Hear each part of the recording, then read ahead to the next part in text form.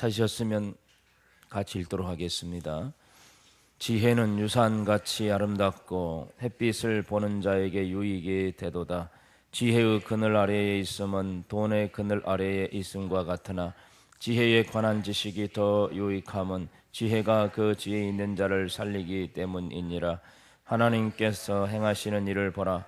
하나님께서 굳게 하신 것을 누가 능히 곧게 하겠느냐. 형통한 날에는 기뻐하고 곤고한 날에는 되돌아보아라. 이 두 가지를 하나님이 병행하게 하사 사람이 그의 장래 일을 능히 헤아려 알지 못하게 하셨느니라. 아멘.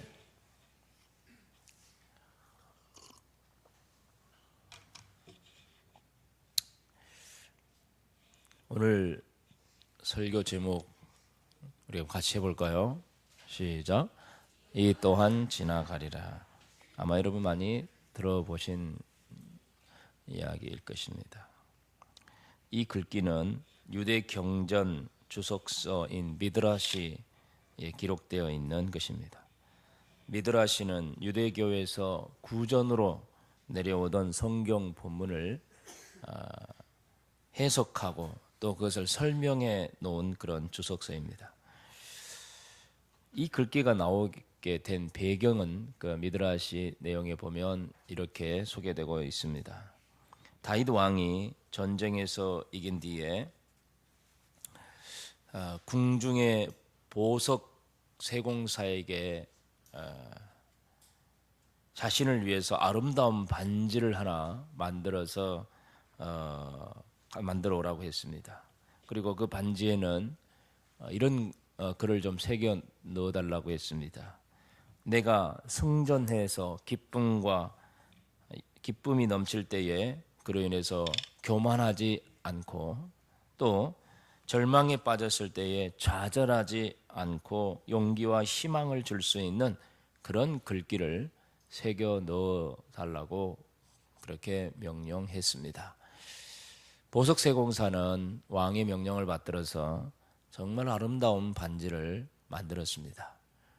그런데 왕이 주문한 승전했을 때의 기쁨에 도취해서 교만하지 않게 하고 또 한편으로는 절망했을 때 좌절하지 않고 용기와 희망을 갖게 할 수 있는 그런 글이 도대체 무슨 글일까? 아무리 고민을 해도 떠오르지 않았어요. 그래서 그 당시에 아주 지혜롭기로 이미 소문나 있는 솔로몬 왕자에게 가서 물었다고 합니다. 어떤 글이 좋겠냐고. 그러니까 솔로몬 왕자가 이런 말을 해 주었다고 합니다. 바로 이 또한 지나가리라.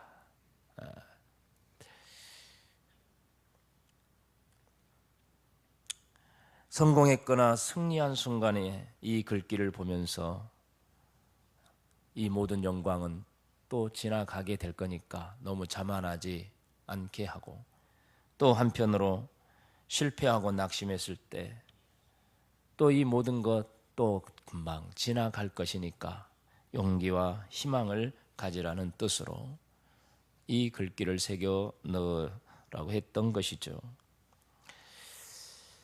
물론 이것이 사실인지 솔로몬이 그 말을 했는지 모르지만 일단 유대인들에게 전해 내려온 그런 성경을 해석하는 그런 주석서에 기록되어 있으니까 그렇다 치고 그 솔로몬이 성경에 기록한 내용은 분명한 사실이 있습니다.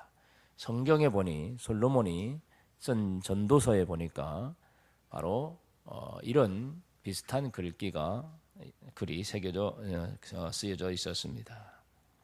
그 바로 오늘 우리가 읽은 본문에 형통할 때는 기뻐하고 곤고할 때는 되돌아보라는 그런 말씀입니다. 인생이 순조로울 때는 하나님께 감사하는 마음을 가져야 되고 또 어려울 때는 하나님께 반성하는 마음을 가지고 다시 일어나라는 것입니다. 모든 것을 주장하시는 내 인생을 주장하시는 하나님을 인정하고 그분 중심으로 살아가야 한다는 것을 말씀하는 그런 내용인 것입니다. 솔로몬은 당시 인간으로서 누릴 수 있는 모든 온갖 그런 부귀 영화를 다 누렸던 그런 왕이었습니다. 그런 솔로몬이 그의 인생론이라고 말할 수 있는 전도서, 그가 쓴 인생론이라고 말할 수 있는 이 전도서의 첫 번째 장에서 이렇게 말하고 있습니다. 한마디로 헛되고 헛되고 헛되고 헛되니 모든 것이 헛되도다. 인생의 모든 부귀 영화를 누렸던 솔로몬이 자신의 삶을 돌아보면서 또 모든 인생들의 삶을 돌아보니 그 모든 것은 다 헛되고 헛되고 헛되고 헛된 것밖에 없다. 그렇게 고백하고 있는 것입니다. 한마디로 하나님을 경외하지 않은 채 이 해 아래에서 행하여지는 모든 것들은, 그 모든 부와 명예와 권력과 그 모든 것들은 다 의미 없는 것이다, 그 말이에요. 그래서 그는 전도서의 마지막 그의 인생론의 결론에 이렇게 말하고 있습니다. 전도서 12장 13절에 보니 한번 읽어볼까요? 이 일의 결국을 다 들었으니 하나님을 경외하고 그의 명령들을 지킬지어다. 이것이 모든 사람의 본분이니라. 아멘. 그렇습니다. 하나님 없이, 하나님을 경외하지 않는 인생의 모든 것은 다 의미가 없고 헛되고 헛된 것에 불과하다. 그렇기 때문에 모든 인생은 하나님을 경외해야 된다. 이것이 사람의 본분이라고 그는 인생론의 결론에서 그렇게 내리고 있습니다. 지금 여러분의 삶이 잘 풀리고 있고 잘 되고 있습니까? 그렇다고 해서 교만하지 마시기 바랍니다. 또 한편으로 여러분의 인생이 꼬이고 잘 못 되어 가고 있습니까? 그렇다고 너무 낙심하지도 마십시오. 이 모든 일들은 다 지나가게 될 것입니다. 이 또한 다 지나가게 될 것입니다. 다 지나갈 것입니다. 우리는 어려움을 당한 사람한테 금방 이때는 지나갈 거니까 걱정하지 말라고 위로합니다. 이 또한 지나가리라 라는 이 말은 어쩌면 그냥 위로의 말로 참 좋은 말인 것 같아요. 나 자신 스스로에게도 힘들 때 너무 힘들어하지 마. 이 또한 다 지나갈 거야. 다 지나갈 거야.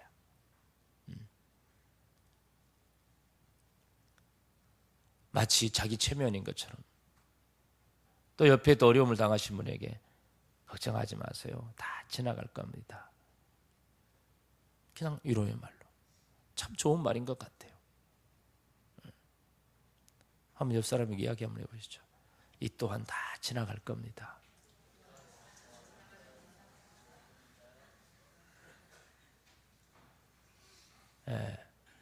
잘 되고 있는 사람한테 그 말은 좀 기분 나쁘겠죠. 이 좋은 순간 금방 지나갈 거니까 교만하지 마세요. 이 말은 좀 기분 나쁠 수 있겠지만 힘든 사람, 어려운 사람에게는 이 말씀처럼 위로가 되는 말이 또 어디 있겠습니까? 좀만 참으세요. 금방 다 지나갑니다. 네. 여러분, 이것이 단순히 위로해 주는 말로만 끝나버린다면 마치 또 이것이 인생입니다라고 어떤 운명론처럼 그렇게 전해지는 말이라면 사실은 이게 무슨 의미가 있겠습니까? 그 순간뿐이죠. 그러나 여러분, 이 말씀은 운명론을 말하는 게 아닙니다. 이 말씀은 단순히 위로의 말에 불과한 것이 아닙니다. 이것은 전적으로 우리 인생을 주관하고 계시는 분, 바로 그분이 계시다는 사실을 강조하는 말씀입니다. 바로 그분이 우리 하나님이라는 것입니다. 그래서 오늘 본문의 말씀 속에서 13절에 이렇게 말씀하고 있습니다. 하나님께서 행하시는 일을 보라. 하나님께서 행하신 일을 보라. 하나님께서 굽게 하신 것을 누가 능히 곧게 하겠느냐. 형통한 날에는 기뻐하고 곤고한 날에는 되돌아보라. 이 두 가지를 하나님이 어쩌다가 세상에 살다 보니까 그렇게 되는 게 아니고 하나님이 우리 인생에게 병행하게 하사, 하나님께서 우리 인생에게 형통한 날도 주시고 곤고한 날도 주시고 이 두 개가 병행하여 나타나게 하신다는 겁니다. 어쩌다가 그렇게 되는 게 아니에요. 내가 잘못해서 그렇게 되는 거 아니고 내가 좀 잘나가지고 똑똑해가지고 능력이 있어서 형통해지고 그런 게 아니라 하나님께서 우리 인생에게 때로는 형통하게 하시고 때로는 곤고하게 하셔요. 이 두 가지를 병행하여 나타나게 하십니다. 누가? 내가 잘나서? 아니 뭐 내가 환경이 좋아서? 이게 아니고 하나님이 내 인생에 이 두 가지를 병행하여 나타나게 하십니다.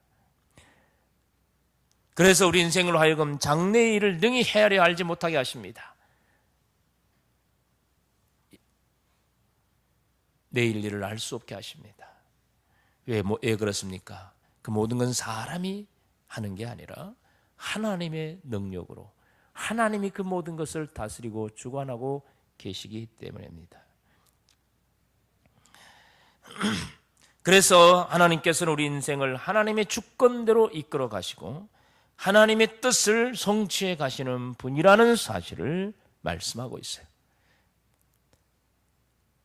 그래서 이 또한 지나가리라, 이 말씀은 살다 보면 좋은 일도 있고 안 좋은 일도 있어. 그러니까 너무 그렇게 힘들어하지 마. 너무 잘난 체하지 마. 이런 의미라기보다는 더 나아가 내 인생의 모든 것은 누가 다스린다? 하나님이 다스리고 계셔. 하나님이 너의 인생에 좋은 날도 있게 하시고 하나님이 너의 인생에 슬픈 날, 괴로운 날도 있게 하셔. 하나님이 너의 인생에 햇빛이 쨍쨍 할 날도 있고 때로는 하나님이 너의 인생에 잔뜩 먹구름이 낄 때도 있게 하시는 거야. 이 모든 것은 네가 잘나서 네가 못나서가 아니라 하나님이 너의 인생을 그렇게 다스려 가는 것이야. 지금 그 말씀을 하고 있는 것입니다. 그러니 하나님께서 너의 인생에 좋은 날도 있게 하실 것이고 힘든 날도 있게 하실 거야.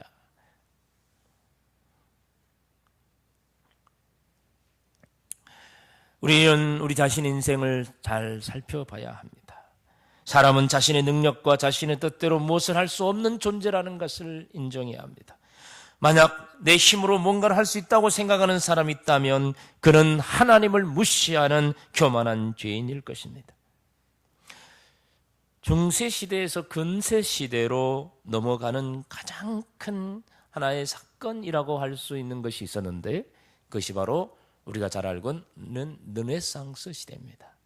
르네상스 시대, 이 르네상스를 흔히 말하는 문의 부흥, 또 학의 부흥, 이런 운동이었다고 말을 합니다. 단순히 사람의 인간 역사 중에서 아주 그 문학적으로, 학문적으로 엄청난 부흥의 때가 일어났다. 무슨 책이나 건축이나 미술이나 모든 분야에 있어서 인간의 능력이 탁월하게 나타났던 그런 시대인 것입니다. 네. 그런데 이 르네상스 시대를 대표하는 가장 중요한 하나의 사상이 있었는데 그건 바로 인문주의 사상입니다. 이 사상은 무엇이냐면 중세 시대는 흔히 한마디로 하나님을 절대적으로 믿는 그런 유럽에서 그런 시대였지 않습니까? 그래서 로마를 중심으로 로마가 국교가 되면서 그 이후로 한 1000년이 중세 시대였어요. 1000년이 중세 시대, 완전히 교황권, 즉 교황, 하나님이 교회를 다스리는 교황이 온 정치와 모든 경제와 문화를 다 지배하고 다스리는 그런 시대였죠. 한마디로 신이, 하나님이 다스리는 그런 시대.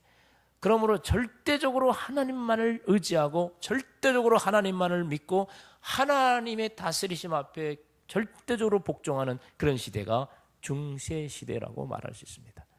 물론 그걸 이용해가지고 교권주의자들이 타락해져 버리는 어둠의, 영적 어둠의 시대가 되곤 했지만, 그러나 그 당시에 어떤 모든 제도적으로 볼 때는 하나님의 말씀, 하나님의 권세, 교회의 권위가 온 세상을 다 주름잡고 있었던 그런 시대가 중세 시대라고 말할 수 있습니다. 그런데 그런 절대적인 하나님만을 신뢰하고 하나님의 통치만을 적극 받을 수밖에 없었던 그 중세 시대에서 근세 시대로 넘어가는 이것이 뭐냐면 이제는 하나님 없어도 된다는 거예요. 인간이 똑똑하니까 우리 힘으로 얼마든지 살 수 있다는 것이죠. 네. 바로 이게 인문주의 사상이에요. 르네상스 시대를 가장 대표하는 사상이에요. 그동안 중세시대에 하나님만을 바라보고 살았던, 신뢰하고 신봉하고 살았던 그 시대에서 아니야, 하나님 없어도 우리 힘으로도 살 수 있어. 봐, 우리 똑똑하잖아. 봐, 우리 능력을 봐. 우리 실력을 봐. 우리 이 봐봐, 얼마 대단해.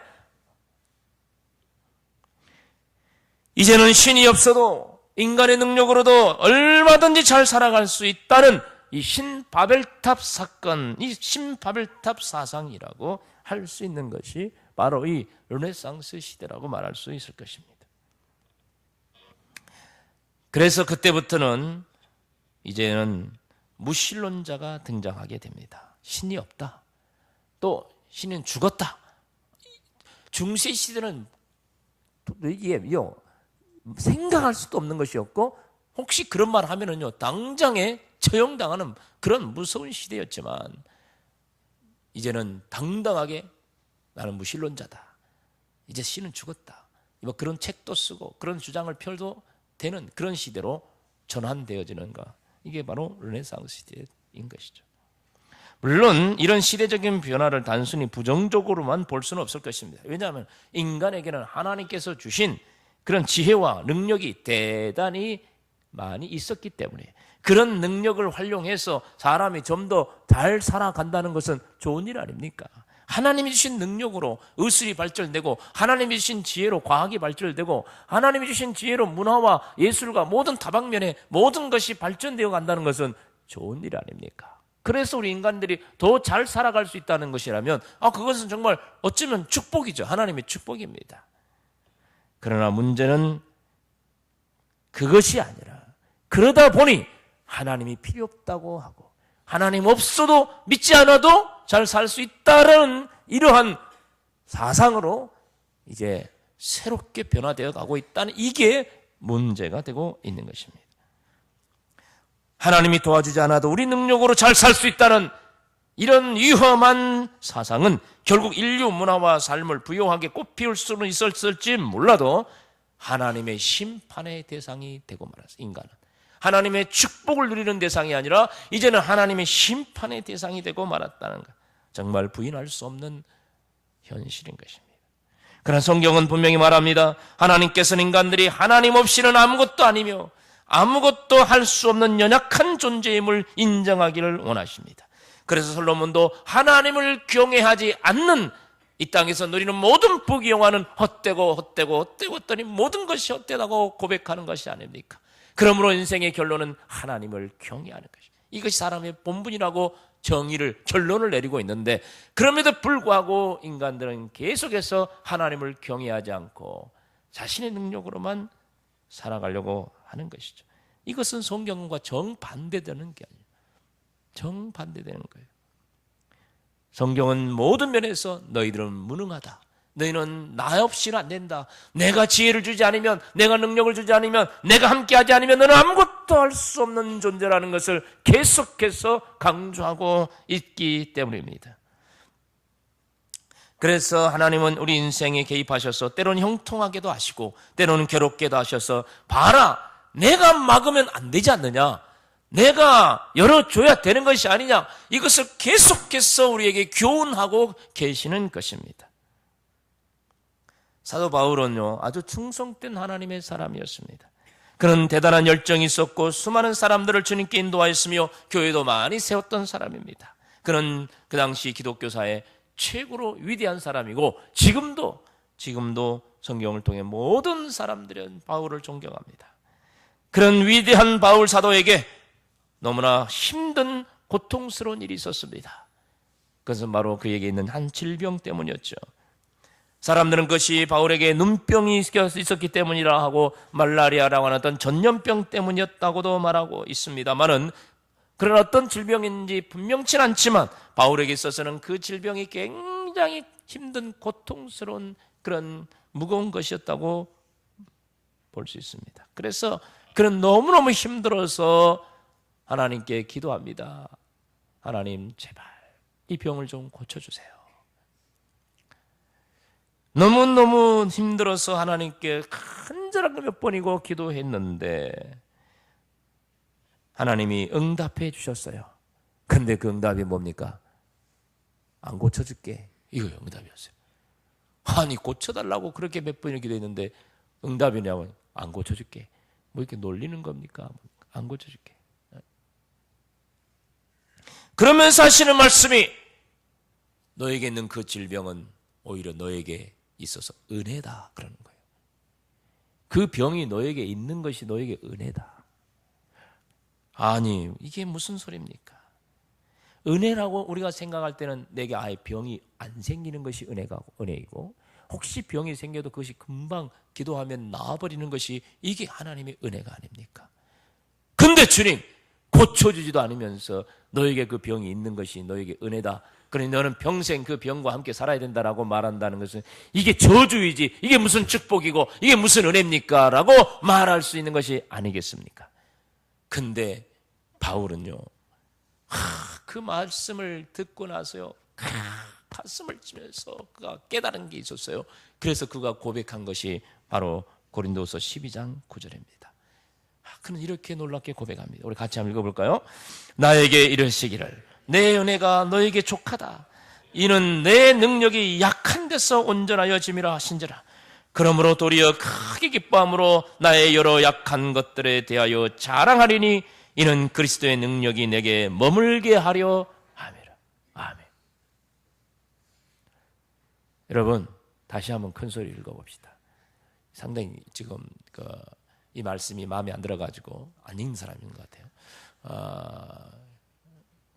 이 은혜가 아니라는 거죠. 내가 이렇게 힘든데 뭔 은혜입니까? 아파 죽겠는데. 아직 바울과 같은 깨달음이 아직 없는 것 같아요. 다시 한번 큰 소리로 한번 읽어보겠습니다. 시작. 나에게 이르시기를 내 은혜가 내게 족하도다. 이는 내 능력이 약한 데서 온전하여 짐이라 하신지라. 그러므로 도리어 크게 기뻐함으로 나의 여러 약한 것들에 대하여 자랑하리니 이는 그리스도의 능력이 내게 머물게 하려 함이라. 아멘. 내가 아프지도 않고 건강하고 능력이 많아서 내 힘으로 뭐든지 할 수 있다면 그것은 은혜가 아니요. 왜? 하나님의 능력이 없으니까.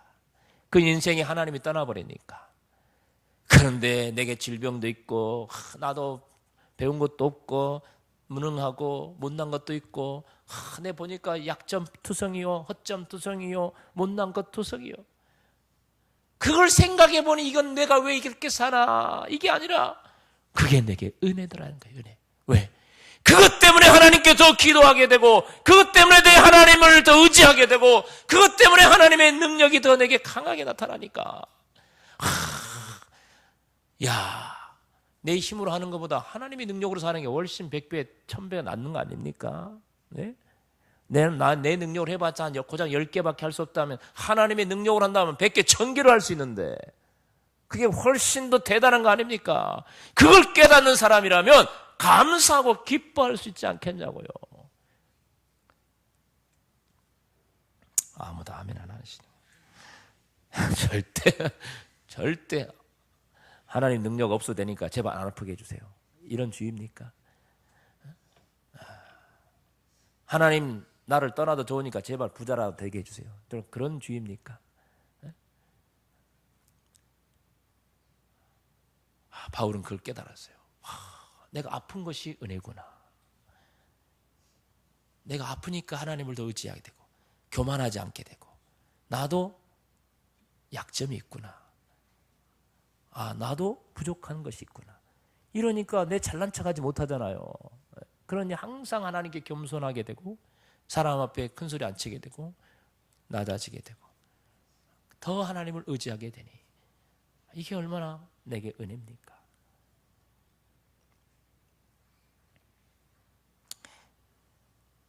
그래서 하나님께서는 우리의 삶에 어려움도 주십니다. 부족한 것도 있게 하십니다. 연약한 것도 있게 하십니다. 뭐 하려고? 하나님을 다 의지하게 하라고. 이 또한 지나가리라. 맞습니다. 우리 하나님이 다스리십니다. 내 인생을 다스립니다. 통치하십니다. 우리가 이 사실을 확실히 믿어야 합니다. 그래서 하나님을 더욱 신뢰할 수 있는 사람이 돼야 한다는 것입니다.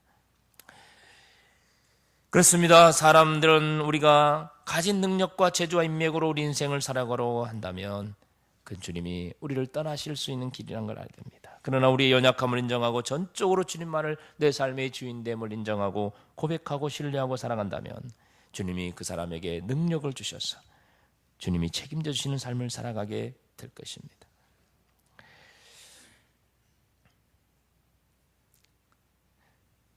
하나님은 이 말씀을 통해 우리에게 또 하나 깨닫게 해주신 건 바로 하나님이 책임져 주신다는 것입니다. 하나님이 너의 인생을 책임져 주실 것이다. 그만 단기 선교를 여러분 기도로 잘 다녀왔는데 단기 선교 하는데 몽족이라는 아주 높은 산 속에서 살고 있는 그런 고산족이죠. 한 몽족이라는 한 종족을 찾아갔어요. 태국은 한 60, 70개 정도 종족이 소수민족이 이렇게 살고 있다고 합니다. 주로 산 속에 이렇게 많이 산지에 살고 있는데 그 몽족이라는 곳에 찾아갔는데 그 몽족에 대한 한 이야기를 해주더라고요. 한국에서 이제 회사 다니다가 은퇴를 한 퇴직한 나이가 드신 부부가 평신도 선교사로 태국에 왔다고 합니다. 이분들이 연세가 들어서 이제 하나님 나라에 가게 되었으니까 갈 때가 다가오니까 뭔가 하나님 위해서 뭔가를 좀 하고 싶은 열정이 대단했던 것 같아요. 그래서 노후에 편히 살 수도 있었지만 그래도 이 남은 인생 한 영혼이라도 구원하고 살아가야 되겠다 싶어가지고 태국까지 와서 선교를 하는데 그 높은 산 속에 있는 소수민족을 찾아다니면서 전도를 하는 거예요. 그런데 이 몽족을 찾아가게 됐어요. 그 높은 산에 우리가 차로 이렇게 올라갔는데도요, 얼마나 높은지 그냥 이게 기압 차이가 있어가지고 귀가 막 아프고 막 산속에 올라갔는데 몽롱해지고 정신이 하나도 없었어요. 그래가지고 빨리 내려가자고 막 그랬는데 그 정도로 그런 높은 곳에서 사는 사람들이 그쪽에 매주마다 올라가서 그 몽족 한 부족 마을에 가서 이 전도를 하고 돌아오고 했던 거죠. 근데 어느 날 한 번은 이 선교사님 사모님이 앞서 가시고 뒤에 이제 선교사님이 따라가는데 앞에 가던 사모님이 갑자기 확 비명을 질렀어요.